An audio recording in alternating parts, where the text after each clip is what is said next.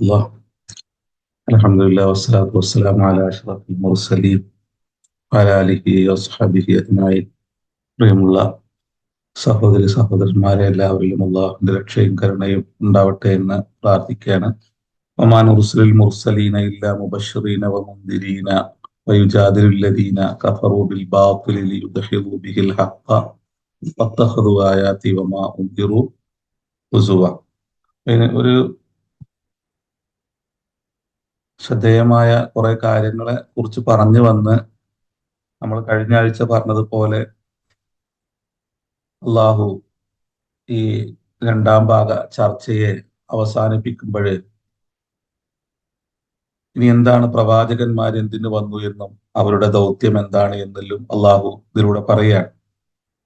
Oman ഉർസുലിൽ മുർസലീന, നാം നമ്മുടെ റുസുലുകളെ, പ്രവാചകന്മാരെ നിയോഗിച്ചിട്ടില്ല, അയച്ചിട്ടില്ല.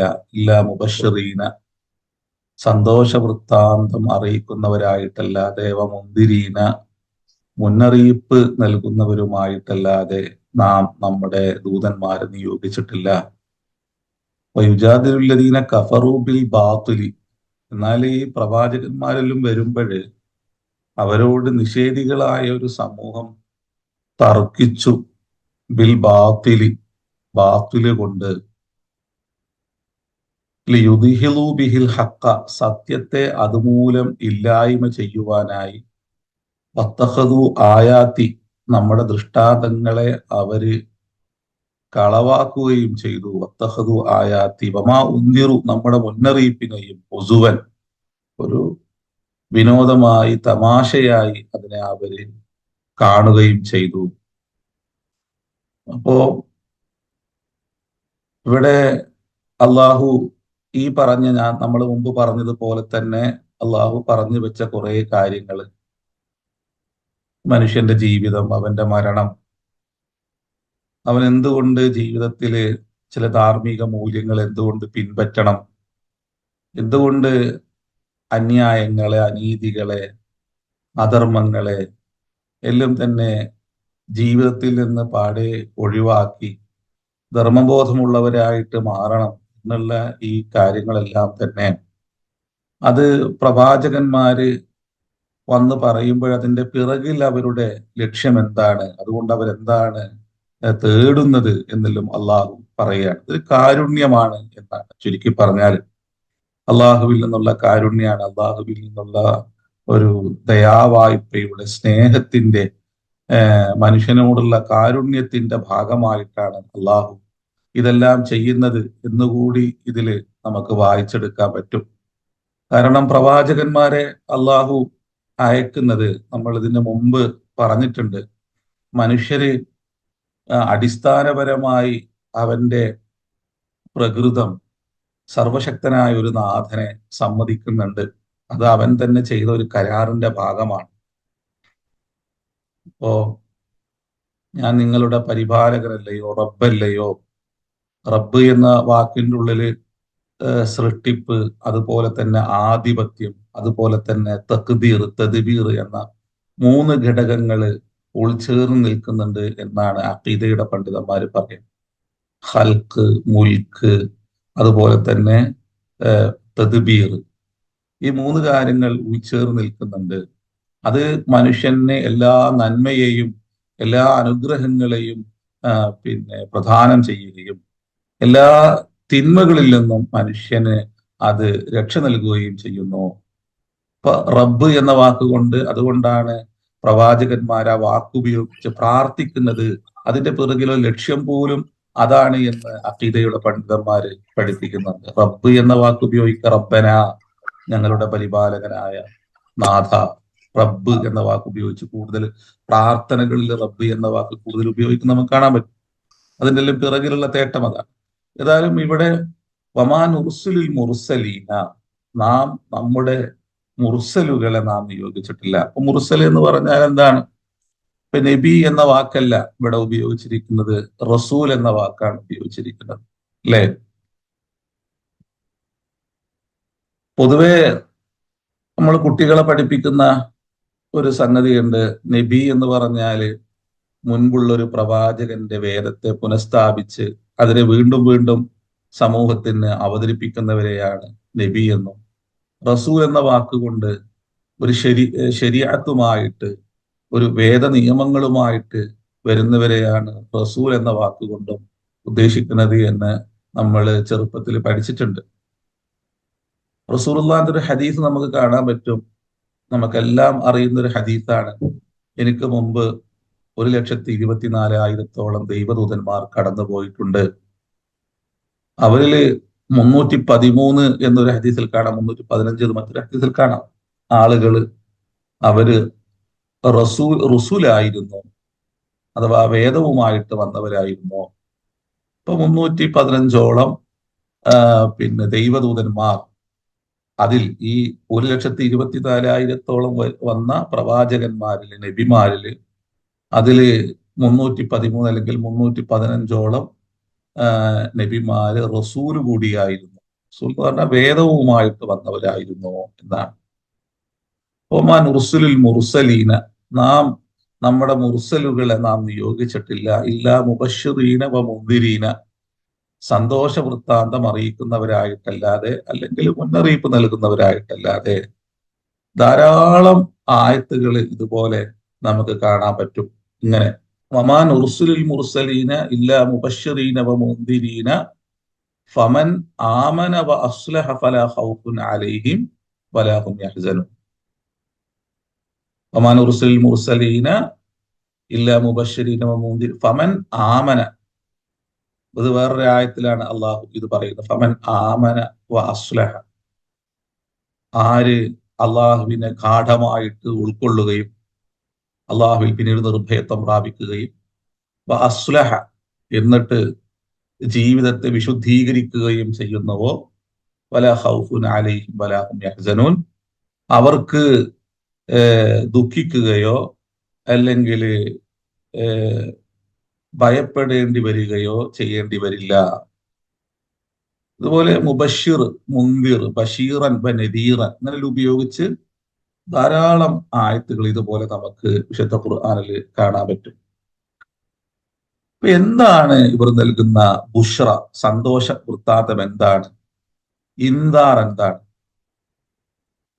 മനുഷ്യന് പൊതുവെ ഈ ഭൂമിയിൽ, ഇതിൽ നമ്മൾ ധാരാളം ചർച്ച ചെയ്തു പോയൊരു വിഷയമാണ്, എന്നാലും ഒരു വീണ്ടും വീണ്ടും ചിലതെല്ലാം ഉണർത്തുമ്പോൾ അത് നമ്മുടെ ആത്മാവിന് ശക്തിയും പകരാൻ പറ്റുന്ന സംഗതിയാണ്. നിരന്തരം ഒരു സംഗതി ഇങ്ങനെ ഉണർത്തുക എന്നുള്ളത്. നമ്മള് ചില ആളുകൾ പറയും, എന്തുകൊണ്ടാണ് ഈ 5 നേരവും ബാങ്ക് ഇങ്ങനെ ആവർത്തിക്കുകയാണല്ലോ, അള്ളാഹു അക്ബർ അള്ളാഹു അക്ബർ പറഞ്ഞിട്ട്. ചിലതെല്ലാം ആവർത്തനങ്ങളാണ്. ചില ആവർത്തനങ്ങള് അത് ഒരിക്കലും ഒരേ ആശയത്തിലല്ല. ഇമാം ഷഹറാബിലും പറയുന്നത് പോലെ ചിലതെല്ലാം ഇങ്ങനെ ആവർത്തിച്ച് നമ്മൾ അള്ളാഹു കേൾപ്പിക്കുന്നത്, അത് കേൾക്കുമ്പോൾ അതാത് സമയങ്ങളിൽ മനുഷ്യന് എത്തി നിൽക്കുന്ന ഒരു ജീവിതാവസ്ഥയുണ്ടാകും. ആ അവസ്ഥയിൽ അതിന് അർത്ഥങ്ങളുടെ പിന്നെ വ്യത്യാസം ഉണ്ടാവും. അതുപോലെ തന്നെ വ്യാഖ്യാന സാധ്യത ഉണ്ടാവുന്ന. അപ്പോ അദാന് കേൾക്കുമ്പോൾ, നമ്മളെ ഭാഷയിൽ പറഞ്ഞ ബാങ്ക് കേൾക്കുമ്പോൾ, ആ ബാങ്ക് കേൾക്കുന്ന മാത്രയിൽ അതിന്റെ ഉള്ളിലുള്ള ഓരോ വരികളും നമുക്ക് എന്താകുന്നുണ്ട്, ഒരു പുതുജീവൻ നൽകുന്നുണ്ട്. നമ്മൾ എത്തി നിൽക്കുന്ന അവസ്ഥയിൽ അത് കേൾക്കുമ്പോൾ നമുക്ക് നൽകുന്ന വേറിട്ട വ്യത്യസ്ത പിന്നെ ചിന്തകളും വ്യത്യസ്ത സന്ദേശങ്ങളും അത് നൽകുന്നുണ്ട്. അപ്പോ അതുപോലെ നമ്മളൊരു സംഗതിയെ ആവർത്തിക്കുമ്പോൾ, പ്രവാചകന്മാരുമായി ബന്ധപ്പെട്ട അള്ളാഹു നിരന്തരം ആവശ്യപ്പെടുന്ന കാര്യങ്ങളെ നമ്മൾ പറഞ്ഞു പോയതിന് ശേഷം വീണ്ടും അത് ആവർത്തിക്കുമ്പോൾ നമുക്കതൊരു പുതുജീവനും ഊർജവും വീണ്ടും വീണ്ടും പിന്നെ നൽകിക്കൊണ്ടിരിക്കും. അപ്പൊ ഇവിടെ മുബഷിർ എന്ന് പറയുമ്പോൾ എന്താണ് മുബഷിർ? മനുഷ്യന് പൊതുവെ ഈ ഭൂമിയിൽ എത്തിക്കഴിഞ്ഞാല് നമ്മള് ചെറുപ്രായത്തില് ശുദ്ധമായ നമ്മുടെ ബോധത്തില് നമ്മളൊരു പ്രപഞ്ചനാഥനെ നിരന്തരം സമ്മതിച്ചു കൊണ്ടേയിരുന്നിട്ടുണ്ട്. അതുകൊണ്ടാണ് അഖീദ എന്ന് പറയുന്നത്, അത് വാലിഹാണ്, അത് പിന്നെ ഒരു ഫിത്രത്താണ്, അതുപോലെ തന്നെ തെളിവുകൾ നിരത്തി സ്ഥാപിക്കാൻ പറ്റുന്നതാണ്, അത് മുത്തവസ്സിത്താണ്. ഇങ്ങനെല്ലാം അഖീദയുടെ പണ്ഡിതന്മാര് പറഞ്ഞു പോകുന്നത്. ഇതൊരു ഫിത്രിയാണ്, അത് വളരെ വ്യക്തമാണ്, വാദിഹാണ്. പിന്നെ അതൊരു ഒരു ഫിത്രിയായ ഒരു സംഭവമാണ്, പ്രകൃതിപരമാണത്. അതുപോലെ തന്നെ നമുക്ക് തെളിവുകൾ നിരത്തി അത് സ്ഥാപിക്കാൻ പറ്റും. പിന്നെ ഒരു മധ്യനിലപാടാണ്. മധ്യനിലപാടെന്ന് പറഞ്ഞാല് അത് മനുഷ്യൻ മറ്റൊന്നും കൂട്ടിച്ചേർക്കാതെ അവന്റെ ഉള്ളിൽ തന്നെ ശുദ്ധമായി നിൽക്കുന്ന ഒരു അവസ്ഥാവിശേഷമായിരിക്കും അത്. അപ്പോ മനുഷ്യന്റെ ആ ഒരു ശുദ്ധമായ ബോധം പിന്നീട് അവന്റെ ചിന്താ വളർച്ച പ്രാപിക്കുന്നതോട് കൂടിയിട്ട് അവന്റെ വയറിനെ കുറിച്ച് മാത്രം ചിന്തിക്കുകയും അവന്റെ പട്ടിണിയെക്കുറിച്ച്, അവന്റെ ഭൗതിക സൗഭാഗ്യങ്ങളെ കുറിച്ച് മാത്രമായി മാറുകയും അതിനുവേണ്ടി അവൻ നിരന്തരം രാപ്പകൽ ഭേദമന്യേ അവൻ ഓടിക്കൊണ്ടിരിക്കുകയും ചെയ്യുമ്പോൾ അവന്റെ ജീവിത ലക്ഷ്യം അവർ മറന്നു പോകുന്നു. ഇവിടെയാണ് പ്രവാചകന്മാര് വന്ന് അവര് നമുക്ക് ചില ബുഷ്ര, ചില സന്തോഷങ്ങൾ നൽകുന്നത്. അതാ ഞാൻ പറഞ്ഞത്, ഇത് പടച്ച തമ്പുരാന്റെ കാരുണ്യാണ്. നമ്മൾ മറക്കുമ്പോൾ ആ മറന്നുപോയ ഒന്നിനെ ഉണർത്തിത്തരിക, നമ്മൾ പിഴച്ചു പോകുമ്പോൾ നമ്മെ കൈപിടിച്ച് വീണ്ടും നേരായ വഴിയിലേക്ക് നമ്മളെ കൂട്ടിക്കൊണ്ടുവരിക, അതൊരു കാരുണ്യമുള്ള വ്യക്തി മാത്രം ചെയ്യുന്ന ഒന്നാണ്. അന്ധനായ മനുഷ്യൻ ഒരു കുഴിയിലേക്ക് പോകുമ്പോൾ, വഴിതെറ്റിപ്പോകുമ്പോൾ ആ കുഴിയിൽ നിന്ന് രക്ഷിക്കുകയോ തെറ്റിപ്പോയ വഴിയിൽ നിന്ന് ആ നന്മയുടെ വഴിയിലേക്ക് കൈപിടിച്ച് കൊണ്ടുവരികയോ ചെയ്യുക എന്നുള്ളത് അത് റഹ്മത്ത്, കാരുണ്യം നിലനിൽക്കുന്ന മനുഷ്യരുടെ മാത്രം പ്രത്യേകതയാണ്. ചില ആളുകൾ അതിങ്ങനെ നോക്കി നിൽക്കും, അല്ലെ? അന്ധനായൊരു മനുഷ്യനെ ഇറങ്ങി വരുമ്പോൾ അയാള് ഒന്ന് കൈപിടിക്കാൻ പറഞ്ഞാൽ കൈപിടിക്കാതെ പോകുന്ന ആളുകളുണ്ട്. എന്നാൽ ദൂരെ ഒന്ന് അത് കണ്ട് ഓടി വന്ന് അയാളെ കൈപിടിച്ചു കൊണ്ടുപോകുന്നവരുണ്ട്, അല്ലെ? ഈ എക്സ്പെരിമെന്റിൽ നടത്തുന്ന കുറെ വീഡിയോകൾ നമ്മൾ കാണാറില്ലേ? ആളുകൾ ഇങ്ങനെ അന്ധനായി നടിച്ച് അവര് സ്റ്റെപ്പിന്റെ മുകളിൽ നിന്ന് കൈ നീട്ടുമ്പോൾ ഒരാൾ പോലും കൈപിടിക്കാതെ ഇറങ്ങിപ്പോകുന്ന ലോകാണ്. എന്നാല് കുറെ സമയത്തിന് ശേഷം ആ 100,000 ആളുകൾക്കിടയിൽ നിന്ന് ഒരാൾ വന്നിട്ട് അയാളെ കൈപിടിച്ചിട്ട് ഇങ്ങനെ കൊണ്ടുപോകും. അപ്പൊ അയാൾക്ക് വലിയ സമ്മാനങ്ങൾ ഇയാൾ കൊടുക്കും. ഇത് കാരുണ്യം നിക്ഷേപിച്ച മനുഷ്യരിൽ മാത്രം ഉണ്ടാകുന്ന ഒന്നാണ്. കാരുണ്യമില്ലാത്തവരെന്താവും? അവരുടെ പാട് നോക്കിയിട്ട് അവരുടെ ജീവിത വിഷയങ്ങളുമായിട്ട് അവർ വല്ലാതെ ധൃതി പിടിച്ചോടുന്നവരെ ആയിരിക്കും. അതുകൊണ്ടാണ് പ്രവാചകന്മാർ കാരുണ്യമാണ്, അള്ളാഹുവിന്റെ കാരുണ്യമായിട്ടാണ് പ്രവാചകന്മാര് വരുന്നത് എന്നെല്ലാം വിശുദ്ധ ഖുർആൻ പറയുന്നത്. അപ്പൊ മനുഷ്യനോടുള്ള അതിരറ്റ കാരുണ്യത്തിന്റെ ഭാഗമായി അള്ളാഹു ബുഷ്റ നൽകുന്നു. എന്താണ് പ്രവാചകന്മാരിലൂടെ നൽകുന്ന സന്തോഷ വൃത്താന്തം? എന്താണ്? നിങ്ങൾക്ക് സ്വർഗ്ഗമുണ്ട് എന്നുള്ളതാണ്. നിങ്ങൾ നല്ലത് പ്രവർത്തിച്ചോളൂ. നമ്മള് ഇതോടൊപ്പം ചേർത്ത് പറഞ്ഞ മറ്റൊരു ആയത്തിലുണ്ടല്ലോ, മുർസലീന ഇല്ലാ മുബശ്ശിറീന വമുൻദിറീന ഫമൻ ആമന. പ്രവാചകന്മാർ വന്നുകൊണ്ട് പറയുന്നത്, നിങ്ങളുടെ തന്നെ ഉള്ളിലുള്ള പ്രപഞ്ചനാഥനായ സർവശക്തനായ നാഥനെ നിങ്ങൾ കീഴ്പ്പെട്ട് കഴിഞ്ഞാൽ നിങ്ങൾക്ക് സ്വർഗമുണ്ട്.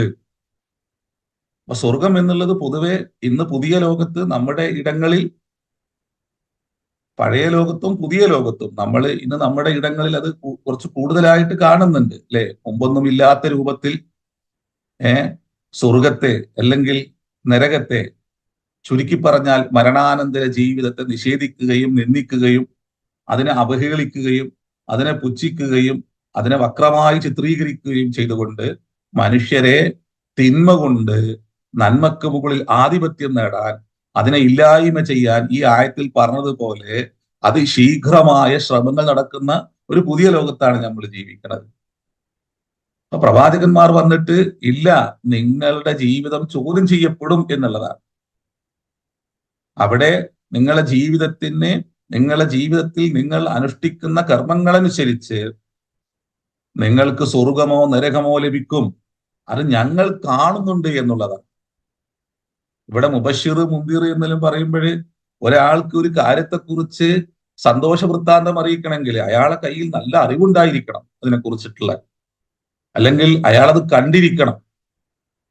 നിങ്ങൾ ഒരു ഷോപ്പിൽ നിന്നൊരു സാധനം വാങ്ങിയിട്ട് നിങ്ങളെ കൂട്ടുകാരനോട് പോയിട്ട് നിങ്ങൾ പറയും, ഇന്ന സാധനം വന്നിട്ടുണ്ട്, ഞാൻ വാങ്ങിയിട്ടുണ്ട്, അത് നല്ല കാര്യമാണ്, നീ പോയിക്കോ, നല്ല വില കുറവുണ്ട് എന്നൊരാളോട് പറയണമെങ്കിൽ നിങ്ങൾ വാങ്ങുകയോ കാണുകയോ വേണം. അതുകൊണ്ട് പലതവണ നമ്മൾ പറഞ്ഞു പോയിട്ടുണ്ട്, പ്രവാചകന്മാർ ഒരിക്കലും തന്നെ ഈമാൻ ഉള്ളവരായിരുന്നില്ല. ഈമാനുള്ളവരായിരുന്നില്ല എന്ന് പറഞ്ഞാല് ഈമാൻ എന്ന് പറയുന്ന നമ്മളെപ്പോലെയുള്ള ആ ഒരു വൃത്തത്തിൽ നിന്ന് ലോകത്തെ കാണുകയോ മനുഷ്യ കുടുംബത്തോട് സംവദിക്കുകയോ ചെയ്തവരായിരുന്നില്ല. അവര് അതിനപ്പുറം ഒരു ഹഖീഖത്തിന്റെ ലോകത്തിൽ നിന്ന്, യാഥാർത്ഥ്യ ലോകത്തിൽ നിന്ന് മനുഷ്യരോട് സംവദിച്ചവരാണ്. ഈമാൻ എന്നുള്ളത് ഭൂരിപക്ഷ മനുഷ്യർക്ക് മാത്രം ബാധകമായ ഒന്നാണ്.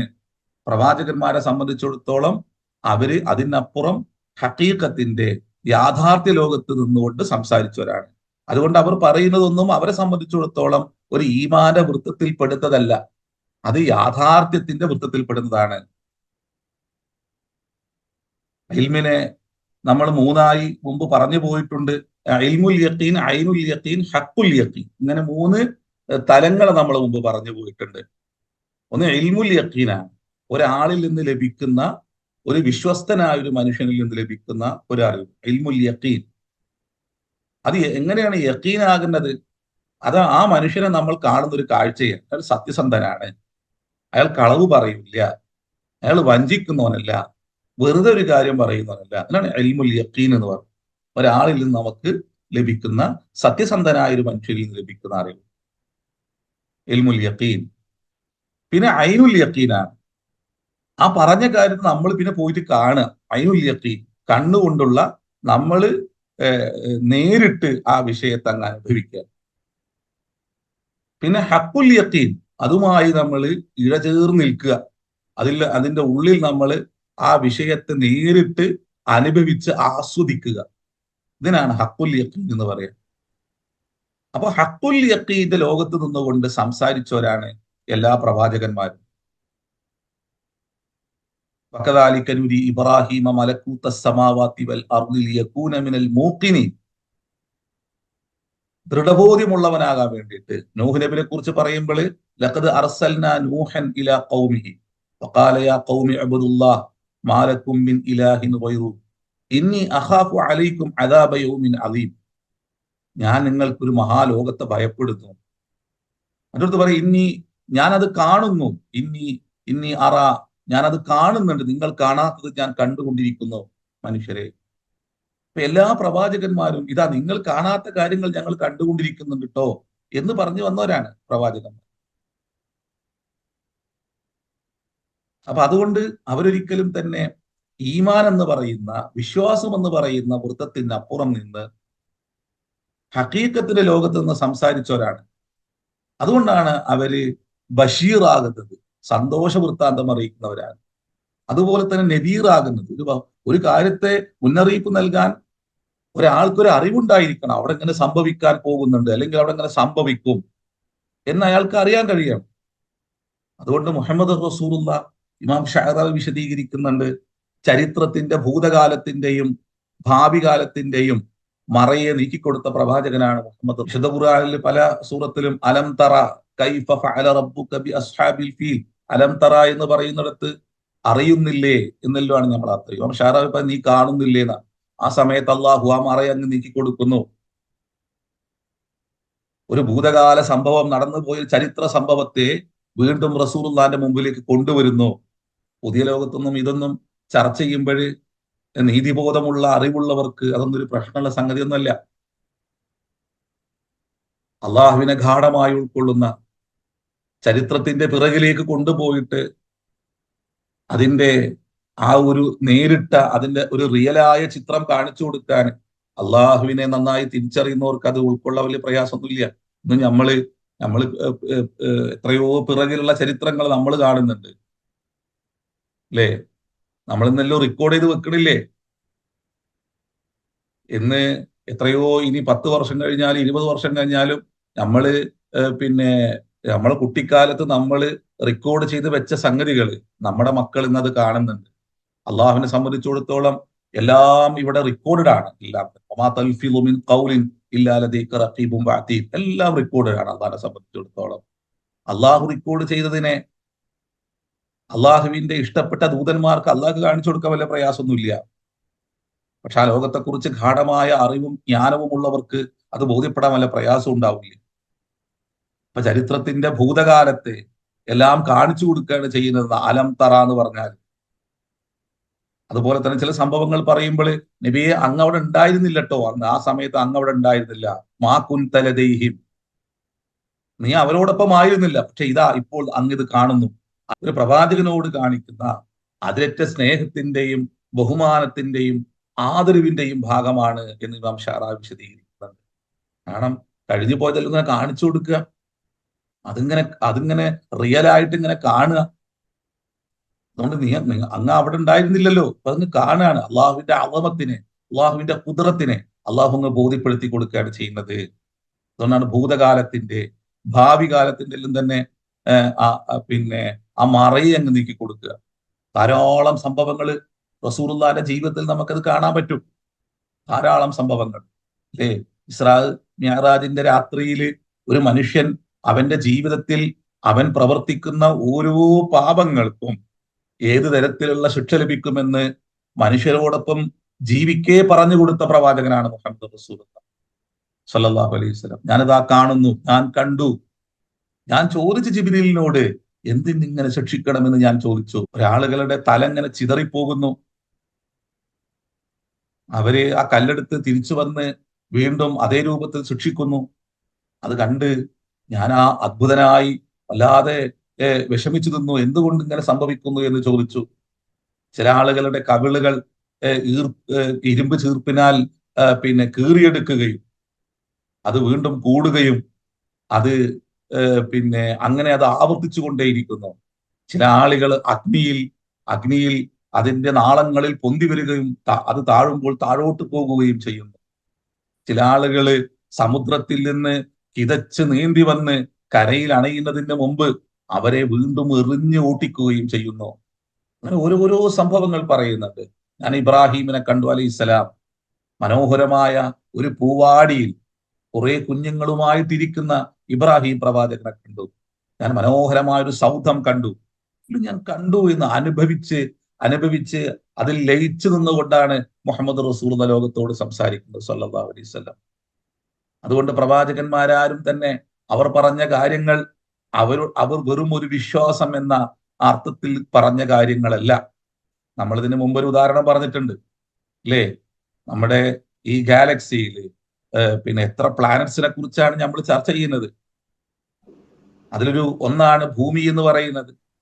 ആ ഭൂമിയിൽ ജീവിക്കുന്ന മനുഷ്യരിൽ എത്ര ശതമാനം ആളുകള് ഇന്ന് ഒരു ആസ്ട്രോണമി കൈകാര്യം ചെയ്യുന്ന ശാസ്ത്രലോകത്തെ നിപുണനായ മനുഷ്യര് നമുക്ക് പറഞ്ഞു തരുന്ന മറ്റു ലോകങ്ങളെ കണ്ടിട്ടുണ്ട്. ഏതെല്ലാം പ്ലാനറ്റ്സിനെ, ഏതെല്ലാം പിന്നെ ഗോളങ്ങളെ നമ്മൾ കണ്ടിട്ടുണ്ട്? നമ്മൾ കണ്ടിട്ടൊന്നുമില്ല. പക്ഷേ നമ്മെ പോലെയുള്ള കാഴ്ച പരിമിതിയുള്ള, കേൾവിയുടെ പരിമിതിയുള്ള മനുഷ്യര് ഈ പ്രപഞ്ചത്തിലെ അഗാധതയിലേക്ക് എത്തി നോക്കുകയും എന്നിട്ട് ഭൂരിപക്ഷ മനുഷ്യരും കാണാത്ത, ഭൂരിപക്ഷ മനുഷ്യരും അറിയാത്ത മഹാ അത്ഭുതങ്ങളെക്കുറിച്ച്, മഹാചിന്താവിഷയങ്ങളെക്കുറിച്ച് അവർ പറഞ്ഞുകൊണ്ടേയിരിക്കുന്നുണ്ട്. നമ്മൾ കാണുന്ന ലോകമല്ല അവർ കാണുന്നത്. നമ്മൾ അറിയുന്ന ഒരു ലോകത്തെയല്ല അവരറിയുന്നത്. നമ്മൾ കണ്ടുകൊണ്ടിരിക്കുന്ന ലോകത്തിൽ നിന്നും തികച്ചും വ്യത്യസ്തമായ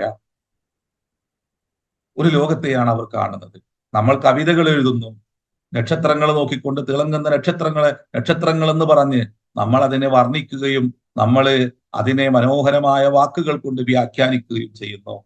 എന്നാൽ ദൃഷ്ടിയുടെ പരിമിതിയെ വെട്ടിമാറ്റി ഈ പ്രപഞ്ചത്തിന്റെ അഗാധതയിലേക്ക് എത്തി നോക്കുന്നവന്റെ മുമ്പിൽ നമ്മൾ കാണുന്ന ആ തിളങ്ങുന്ന നക്ഷത്രത്തിനപ്പുറം അത് ഉരുണ്ടു നീങ്ങുന്ന മഹാ അഗ്നിഗോളമായി അവന് കാണുകയും അവന്റെ കാഴ്ചയുടെ ലോകം തന്നെ തികച്ചും വേറിട്ടൊരു ലോകമായി നിൽക്കുകയും ചെയ്യുന്നു. നമ്മൾ ചിന്തിച്ചാൽ മനസ്സിലാകുന്ന കാര്യങ്ങളാണ്. ഒരു ടെലസ്കോപ്പിന്റെ കണ്ണുള്ള ഒരു മനുഷ്യന്റെ ലോകം എന്തായിരിക്കും? ഒരു മൈക്രോസ്കോപ്പിന്റെ കണ്ണുള്ള മനുഷ്യന്റെ ലോകത്തേക്കാരം തികച്ചും വ്യത്യസ്തമാണ്. അപ്പൊ അള്ളാഹു അവന്റെ കാരുണ്യം കൊണ്ട് സ്വസ്ഥമായ ജീവിതത്തിന്, ആനന്ദദായകമായ ഒരു ജീവിതാവസ്ഥക്ക് വേണ്ടി നമ്മുടെ കണ്ണിന്റെയും കാഴ്ചയുടെയും പരിധികൾ അള്ളാഹു നിർണയിച്ചിരിക്കുകയാണ്.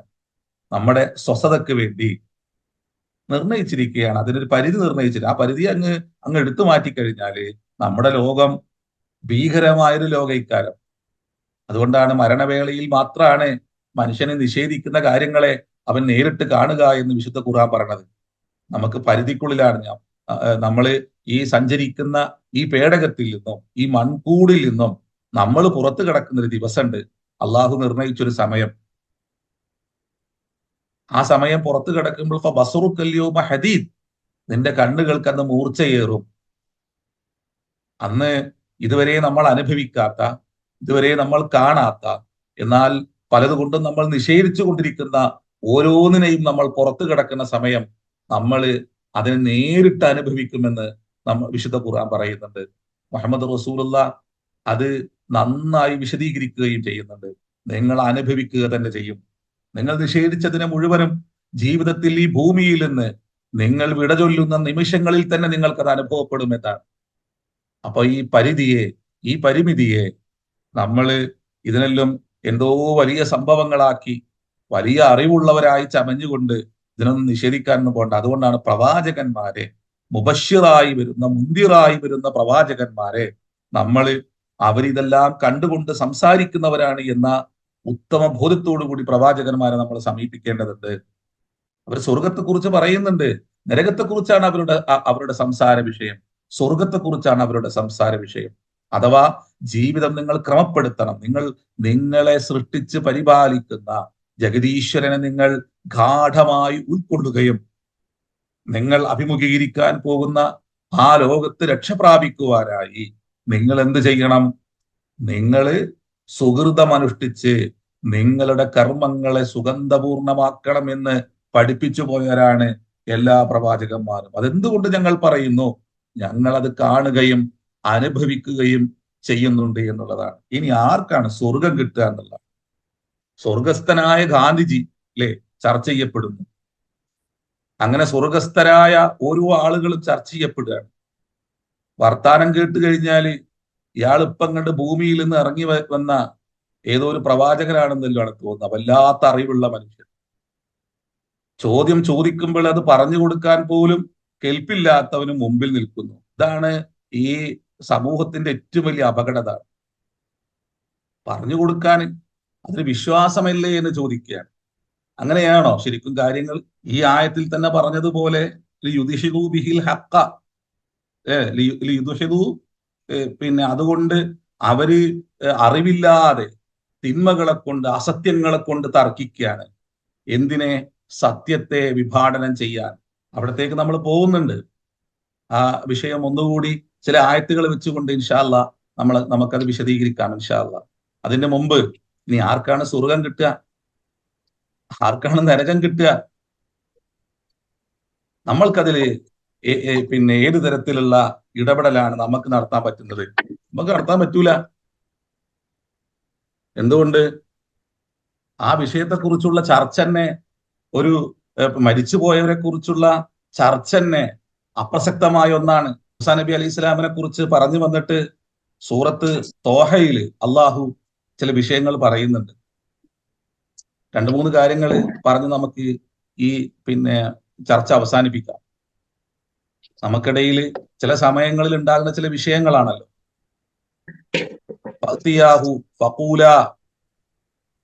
നിങ്ങൾ രണ്ടുപേരും അവന്റെ അരികിലേക്ക് പോകുക. എന്നിട്ട് നിങ്ങൾ പറയണം, ഇന്ന റസൂല റബ്ബിക്ക. ഇത് മുമ്പൊരാൾ ചോദിച്ചിട്ടുണ്ട്, അതുകൊണ്ടാണ് പറയണത്. ഈ ഒരു ചോദ്യം ഒരു പ്രവാചകനോട് ഒരാൾ ചോദിച്ചിട്ടുണ്ടേ.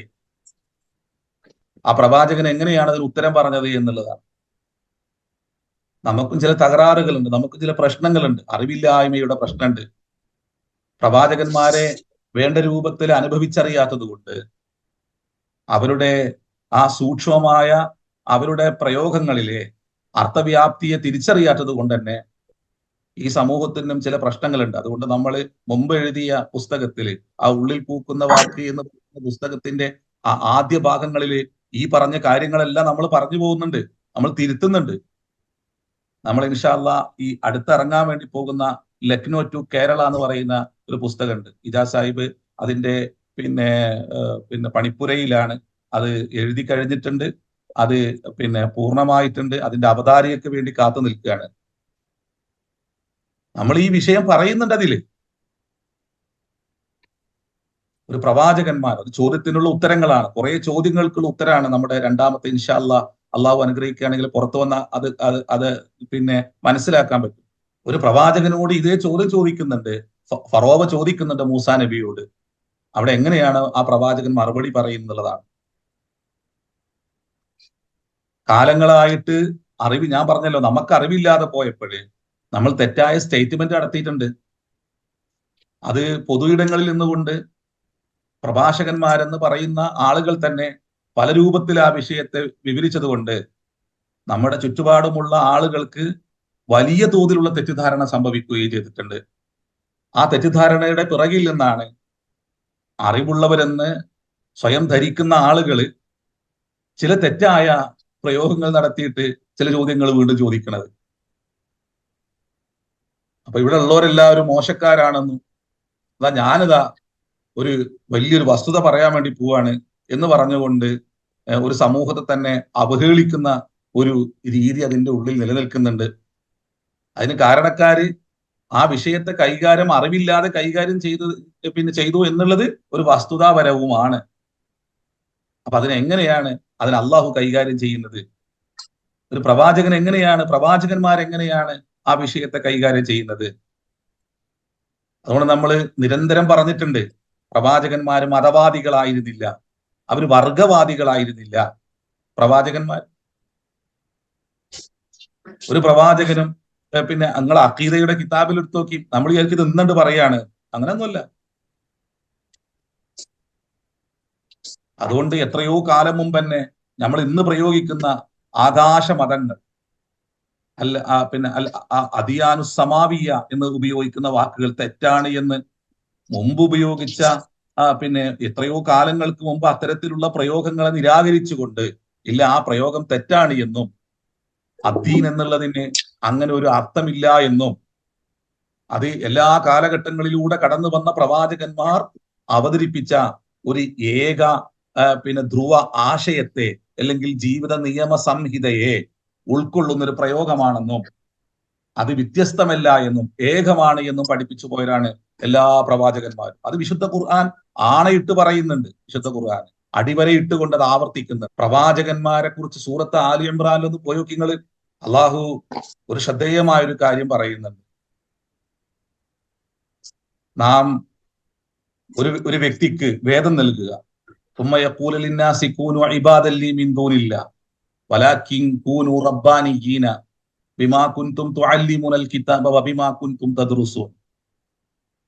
എന്നിട്ട് പറയാണ്, ഒരു വ്യക്തിക്ക് നാം വേദം നൽകുകയും എന്നിട്ട് ആ പ്രവാചകന്മാർ ഭൂമിയിൽ വന്നുകൊണ്ട് ദൈവത്തെ കൂടാതെ, ഈ പ്രപഞ്ചനാഥനായ സർവശക്തനായ നാഥനെ കൂടാതെ ഞങ്ങളെയും നിങ്ങൾ ആരാധ്യ വസ്തുക്കളാക്കി മാറ്റുവിൻ എന്ന് പറയില്ല. ആ പ്രവാചകന്മാർക്ക് ഒരിക്കലും യോജിച്ചതല്ല. വലാക്കിൻ കൂനു റബ്ബാനിയീൻ, മനുഷ്യരെ നിങ്ങൾ റബ്ബാനികളാകുവിൻ എന്ന് പറഞ്ഞവരാണ്. റബ്ബിനെ തിരിച്ചറിഞ്ഞിട്ട് റബ്ബാനികളാകുക എന്ന് പറഞ്ഞാൽ നാം നേരത്തെ പറഞ്ഞതുപോലെ ഖാലിഖിനെ, മാലിക്കിനെ, മുദബ്ബിറായ സ്രഷ്ടാവിനെ നന്നായി തിരിച്ചറിഞ്ഞിട്ട് ആ നാഥന് കീഴ്പ്പെട്ടവരായി നിങ്ങൾ ജീവിക്കുക എന്ന് പറഞ്ഞു പോയവരാണ് എല്ലാ പ്രവാചകന്മാരും. ഇത് ചോദിക്കുന്നുണ്ട്, അവർ നിങ്ങൾ അള്ളാഹുവിനെ കൂടാതെ മാലാകമാരെയും പ്രവാചകന്മാരെയും മധ്യസ്ഥരാക്കുവാനും അവർ നിങ്ങളോട് കൽപ്പിക്കുകയില്ല. പിന്നെ അവരെന്താണ് പഠിപ്പിച്ചത്? ഇതാ ഈ വേദമുണ്ടല്ലോ, ഞങ്ങൾ നിങ്ങളുടെ മുമ്പിൽ അവതരിപ്പിക്കുന്ന ഈ വേദം നിങ്ങൾ പഠിക്കുകയും പഠിപ്പിക്കുകയും ചെയ്യുന്നു. അതിന്റെ വെളിച്ചത്തിൽ നിങ്ങൾ ജീവിക്കണം. അപ്പൊ എല്ലാ പ്രവാചകന്മാർക്കും ധാരാളം ദൈവദൂതന്മാർക്ക് അള്ളാഹു വേദം നൽകിയിട്ടുണ്ട്. ആ വേദങ്ങൾ അള്ളാഹു ഓരോ കാലഘട്ടങ്ങളിലൂടെ അവതരിപ്പിച്ചു പോന്ന ഓരോ സമൂഹത്തിന്റെയും ചിന്താവളർച്ചക്കനുസരിച്ച്, അവരുടെ ഭൂമികക്കനുസരിച്ച് അള്ളാഹു പറഞ്ഞു പോകുന്ന ഒന്നിന്റെ പൂർണ്ണതയെ ലോകത്തിന് മുമ്പിൽ അവതരിപ്പിക്കുന്ന വേദാണ് വിശുദ്ധ ഖുർആൻ എന്ന് പറയുന്നത്. ആ പ്രവാചകൻ എല്ലാ പ്രവാചകന്മാരെയും സത്യപ്പെടുത്തുകയും എല്ലാ പ്രവാചകന്മാർക്കും മുസദ്ദിഖല്ലിമാ ബൈന യദയ്യ, ഓരോ പ്രവാചകനും അങ്ങനെയാണ് പറഞ്ഞു പോവുക. ഇതാ ഞാൻ എന്റെ മുമ്പുള്ള വേദത്തെ സത്യപ്പെടുത്തുന്നു, ആ പ്രവാചകനെ സത്യപ്പെടുത്തുന്നു, മുഹമ്മദ് റസൂൽ ലോകത്ത് വന്നുകൊണ്ട് അത് ആവർത്തിക്കുന്നു, എന്നിട്ട് ആ നിയമസംഹിതയുടെ പൂർണ്ണ രൂപത്തെ നൽകുന്നു. അതുകൊണ്ട് ഖുർആൻ എന്ന് പറയുന്നത് എല്ലാ മനുഷ്യരും ഉൾക്കൊള്ളേണ്ട, ഒരു മതത്തിന്റെ നിറം ചാർത്താൻ പാടില്ലാത്ത, ഒരു വേറിട്ട നിറങ്ങളെ കൊണ്ട് നിറം ചാർത്തിക്കൊണ്ട് അതിനെ വർഗവൽക്കരിക്കേണ്ട ഒന്നല്ല വേദങ്ങൾ എന്ന് പറയുന്നത്. അത് മനുഷ്യർക്ക് വേണ്ടി അള്ളാഹു നൽകുന്നതാണ്. ഇവിടെ ചില ചില നിറങ്ങൾ ചാർത്തിക്കൊണ്ട് അതിനെ വേറിട്ടതാക്കാൻ ശ്രമിക്കുമ്പോഴാണ് സമൂഹത്തിൽ തിരിച്ചറിവില്ലായ്മ സംഭവിക്കുന്നത്. ഖുർആൻ എന്ന് പറയുന്നത് അത് മനുഷ്യ കുടുംബത്തിന് അള്ളാഹു അവതരിപ്പിച്ച ഒന്നാണ്. പ്രവാചകന്മാർ മനുഷ്യർക്ക് വേണ്ടി വരുന്നവരാണ്. മുഹമ്മദ് റസൂലുള്ള ലോക മനുഷ്യ കുടുംബത്തിന് അവതീർണമായ പ്രവാചകനാണ്. അതിന് അറിവില്ലായ്മ കൊണ്ട് അതിനെ വ്യാഖ്യാനിക്കുന്ന ധാരാളം വിഷയങ്ങൾ ഇതിന്റെ ഇടയിൽ പറഞ്ഞു പോകാനുണ്ട് കേട്ടോ. അറിവില്ലായ്മ കൊണ്ട് അങ്ങനെ അവതരിപ്പിക്കുന്ന ആൾക്കാരുണ്ട്. അത് അറബി ഭാഷയുടെ ശൈലിയും അത് ഉപയോഗിച്ച ഭാഗങ്ങളിലെ വാക്കുകളുടെ വ്യാപ്തിയും അറിയാതെ അതിനെല്ലാം തന്നെ ഒരു ഭാഗത്തേക്കുള്ളതാണ് എന്നെല്ലാം ദുർവ്യാഖ്യാനം ചെയ്യുന്ന ആൾക്കാരുണ്ട്. അവർക്ക് മുമ്പ് എത്രയോ അറബി ഭാഷാ പണ്ഡിതന്മാർ കടന്നുപോയിട്ടുണ്ട്. ഈ പറഞ്ഞതുപോലെ അതിന് 100,000 വ്യാഖ്യാനങ്ങൾ അതിന് വേണ്ടി നൽകിയിട്ടുണ്ട്. അതിന്റെ ആശയ വ്യാപ്തിയെ മനസ്സിലാക്കിയിട്ട് അതൊന്നും തിരിച്ചറിയാതെ ഒരു ഒരു വാക്കിന്റെ ശരിക്കുമുള്ള അർത്ഥം പോലും അറിയാതെ ഇന്ന് ഉണ്ടല്ലോ ഈ മൂക്കില്ലാത്ത രാജ്യത്ത് മുറിമൂക്കൻ രാജാവ് എന്നെല്ലാം നമ്മൾ പറയുന്നത് പോലുള്ള ഒരു അവസ്ഥയിലാണ് നമ്മുടെ സമൂഹം നിൽക്കുന്നത്. അങ്ങനത്തെ ആൾക്കാരാണ് അത് കൈകാര്യം ചെയ്യുന്നത് അല്ലേ. ഈ ഇപ്പൊ അടുത്ത് നടന്ന ഒരു ഒരു ചർച്ചയിൽ ഒരു എന്താണ് ഒരു മൗലവിയും വേറെ ചങ്ങായില്ല ജബ്ബാർ എന്ന് പറഞ്ഞ ആളും അപ്പൊ അയാള് ഖുർആൻ ഒരു പ്രാദേശികമാണ്, അത് ഒരു അറബികൾക്കാണ് എന്ന് പറഞ്ഞുകൊണ്ട് അവതരിപ്പിക്കുന്ന ഒരു സംഭവം നിങ്ങൾ കേട്ടിട്ടില്ലേ? അപ്പൊ അവിടെ അയാൾ ഉപയോഗിക്കുന്ന വാക്കുകൾ എത്ര തെറ്റായിട്ടാണ് അവതരിപ്പിച്ചു പോകുന്നത്. അത് അതിന്റെ ഒരു ഒരു അടിസ്ഥാനപരമായിട്ട് ഒരു അറിവില്ലാത്തത് കൊണ്ടാണ് അങ്ങനെ ആ രൂപത്തിൽ അതിനെ ചർച്ച ചെയ്യുന്നത്. പക്ഷെ അവര് മനസ്സിലാക്കുന്നത് അവരെല്ലാം തികഞ്ഞവരാണ്, അറിവുള്ളവരാണെന്നാണ്. ഏതായാലും നമ്മൾ വിഷയത്തിലേക്ക് വരാം. അപ്പൊ ഇവിടെ പ്രവാചകന്മാര് അവര് വേദങ്ങളുമായിട്ട് വരുന്നു. ആ ഓരോ കാലഘട്ടങ്ങളെയും പരിഗണിച്ചുകൊണ്ട് അള്ളാഹു വേദ നിയമങ്ങളിൽ മാറ്റം വരുമ്പോഴാണ്, മാറ്റം വരുത്തേണ്ട അനിവാര്യ ഘട്ടങ്ങളിലാണ് ഒരു റസൂലിനെ കൊണ്ടുവരികയും ആ റസൂലിനെ നിയമങ്ങൾ പുതുക്കിക്കൊണ്ട് മറ്റൊരു ശരീഅത്ത് നൽകുകയും ചെയ്യുന്നത്. മുഹമ്മദ് റസൂലുള്ളാഹിയിലേക്ക് എത്തുമ്പോൾ സല്ലല്ലാഹു അലൈഹി വസല്ലം ആ നിയമങ്ങളുടെ പൂർണ്ണ രൂപത്തെയാണ് മുഹമ്മദ് റസൂലുള്ള അവതരിപ്പിക്കുന്നത്. അത് അവതരിപ്പിക്കുക മാത്രമല്ല, കഴിഞ്ഞുപോയ മുഴുവൻ പ്രവാചകന്മാരെയും അടിസ്ഥാനപരമായി മനുഷ്യർ അവരുടെ ഭൂമികയിൽ ചേർത്ത് പിടിക്കേണ്ട, അവരെല്ലാ കാലഘട്ടങ്ങളിലും ഇനി കാണുന്ന ഒരു സമൂഹത്തെ വിലയിരുത്തിക്കൊണ്ട് അള്ളാഹു ധാരാളം പ്രവാചകന്മാരെ അതിലൂടെ മനുഷ്യ കുടുംബത്തിന് ബോധ്യപ്പെടുത്തി കൊടുക്കുകയും ചെയ്യും. തെറ്റാതെ പിഴക്കാതെ ഒന്നും ചോർന്നു പോകാതെ അതിന്റെ എല്ലാ സത്തകളെയും ചേർത്ത് വെച്ചുകൊണ്ട് ലോകത്തിന് ആ പ്രവാചകന്മാരും ആ പ്രവാചകന്മാരുടെ സമൂഹവും അവർക്കിടയിലുള്ള ചർച്ചാ വിഷയങ്ങളും എങ്ങനെയാണ് അവർക്കിടയിൽ അള്ളാഹു തീർപ്പ് കൽപ്പിച്ചു എന്നുള്ളതിനെ കുറിച്ചും അന്ത്യവേദം മനുഷ്യ കുടുംബത്തോട് അന്ത്യനാൾ വരേക്കും വരുന്ന മനുഷ്യനോട് നിരന്തരം ഇത് സംസാരിച്ചു കൊണ്ടേയിരിക്കുന്നു, ഇനി സംസാരിച്ചു കൊണ്ടേയിരിക്കും. അപ്പോ മതങ്ങൾക്കപ്പുറം, മനുഷ്യർ നിർമ്മിക്കുന്ന മതങ്ങൾക്കപ്പുറം, അവൻ നിർമ്മിക്കുന്ന വർണ്ണവർഗബോധങ്ങൾക്കപ്പുറം പടച്ചോനെ മനസ്സിലാക്കിയിട്ട് അള്ളാന്റെ അമ്പിയാക്കന്മാരുടെ ആ ബന്ധങ്ങളെ മനസ്സിലാക്കിയിട്ട് ആ വേദങ്ങളുടെ ഓരോ പടിപടിയായിട്ടുള്ള ഖുർആനിലേക്ക് എത്തുന്നത് വരെയുള്ള അതിന്റെ ഘട്ടങ്ങളെ മനസ്സിലാക്കിയിട്ട് ഇതിനെ ചേർത്ത് പിടിക്കേണ്ടതുണ്ട്. അതുകൊണ്ടാണ് മുഹമ്മദ് റസൂലുള്ള അടിസ്ഥാന കാര്യങ്ങൾ പഠിപ്പിക്കുമ്പോൾ ഉപയോഗിക്കുന്ന വാക്കിന്റെ സൂക്ഷ്മത നോക്കിയാട്ടെ. അൻ തുഅ്മിന ബില്ലാഹി വ മലായികതിഹി വ കുതുബിഹി വ റസൂലിഹി വ കിതാബിഹി വ റസൂലിഹി എന്നല്ല റസൂലുള്ള പറയാ. വ കുതുബിഹി വ റസൂലിഹി, എല്ലാ വേദങ്ങളിലും എല്ലാ ദൈവദൂതന്മാരിലും നിങ്ങൾ എന്താക്കണം? വിശ്വസിക്കണം. അത് ഇന്ന് കാണുന്നതിനെ കുറിച്ചുള്ള ചർച്ച അല്ല കേട്ടോ. അതുകൊണ്ട് അഖീദന്റെ പണ്ഡിതന്മാർ പറയും അത് അള്ളാഹു നൽകിയ പ്രവാചകന്മാർക്ക് നൽകിയ ഒന്നുണ്ട്, അതിനെക്കുറിച്ചുള്ള ചർച്ചയാണ് ആ ചർച്ച നടക്കുന്നത്. നമ്മൾ അത് മനസ്സിലാക്കാതെയാണ് ചിലതെല്ലാം സ്ഥാപിക്കാൻ വേണ്ടി ശ്രമിക്കുക. അള്ളാഹു ഈസാ നബിക്ക് നൽകിയതിൽ എന്തുണ്ടാവൂല? ലൂക്കോസും യോഹന്നാനും പത്രോസും ഒന്നും അതിൽ വരൂല. അത് നഷ്ടപ്പെട്ടു പോയത് കൊണ്ടാണ് പിന്നീട് അത്തരം ആളുകൾക്ക് അത് എഴുതേണ്ടി വരുന്നത്. അതിന് വിശ്വസിക്കണം എന്നല്ല പറഞ്ഞത്. എന്നാൽ ഈസാ നബി അലൈഹി സ്വലാം എന്ന് പറയുന്ന, യേശു എന്ന് പറയുന്ന ഒരു മഹാനായ പ്രവാചകന് അള്ളാഹു ഒരു വേദം നൽകിയിട്ടുണ്ട്.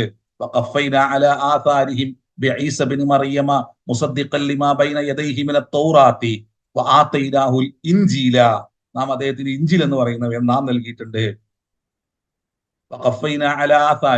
മൂസാ നബിനെ കുറിച്ച് പറഞ്ഞിട്ട് അള്ളാഹു ഇങ്ങനെ പറഞ്ഞു വരികയാണ്. നാം മൂസാ നബിക്ക് തൗറാത്ത് നൽകി. ഇന്ന ഇന്ന അൻസൽന എങ്ങനെയാണ് സൂറത്ത് അറാഫില് മൂസാ നബിക്ക് ഫീഹി ഹുദം വനൂറുൻ, അതിലെന്തുണ്ട്? വെളിച്ചമുണ്ട്, മാർഗദർശനമുണ്ട്. യഹ്കുമു ബിഹൻ നബിയ്യുനല്ലദീന അസ്ലമു, മുസ്ലിങ്ങളായ പ്രവാചകന്മാർ അതുകൊണ്ട് വിധി പറയുമായിരുന്നു. ആരാണ് അവിടെ തന്നെ അതിനുള്ള എല്ലാ ചർച്ചകളും നടക്കുന്നുണ്ട്. ഇന്നിപ്പോ ചോദിച്ച ചോദ്യങ്ങൾക്കുള്ള എല്ലാ ഉത്തരവും ഈ ഒരു വാക്കിൽ തന്നെ ഉണ്ട്. മുസ്ലിങ്ങളായ പ്രവാചകന്മാർ അതുകൊണ്ട് വിധി പറയുമായിരുന്നു. ഈ ആയത്തിനെ മാത്രം വിശദീകരിച്ചുകൊണ്ട് ഇമാം ഷഹറാവി പറയുന്നുണ്ട്, മുസ്ലിം ആകുക എന്ന് പറഞ്ഞാല് അത് ഉത്കൃഷ്ടമായ ഒരു ഗുണങ്ങളെ സ്വീകരിക്കലാണ്. അത് പേരുകൊണ്ടോ രൂപം കൊണ്ടോ ഉണ്ടായിത്തീരുന്ന ഒന്നല്ല. നമ്മളത് മനസ്സിലാക്കണം. ഈ ചോദ്യം ചോദിക്കുന്ന വ്യക്തി മനസ്സിലാക്കണത് പിന്നെ ഈ ഈ പേരും രൂപലും സ്വീകരിച്ചവര് മാത്രമാണ് സ്വർഗത്ത് പോകുന്ന ഇവരും പറഞ്ഞതെന്നാ. നമ്മളെ ഭാഗത്ത് ചില തെറ്റുകളുണ്ട്. അതാ ഞാൻ ആദ്യം പറഞ്ഞത്. നമ്മൾ അന്ധമായിട്ട് ചിലതെല്ലാം പറഞ്ഞു പോയിട്ടുണ്ട്. അത് കാരണമായിട്ട് ചില അപകടങ്ങൾ ഉണ്ടായിട്ടുണ്ട്. അപ്പൊ ആരാണ് മുസ്ലിം? ആരാണ് സ്വർഗത്ത് കയറുക?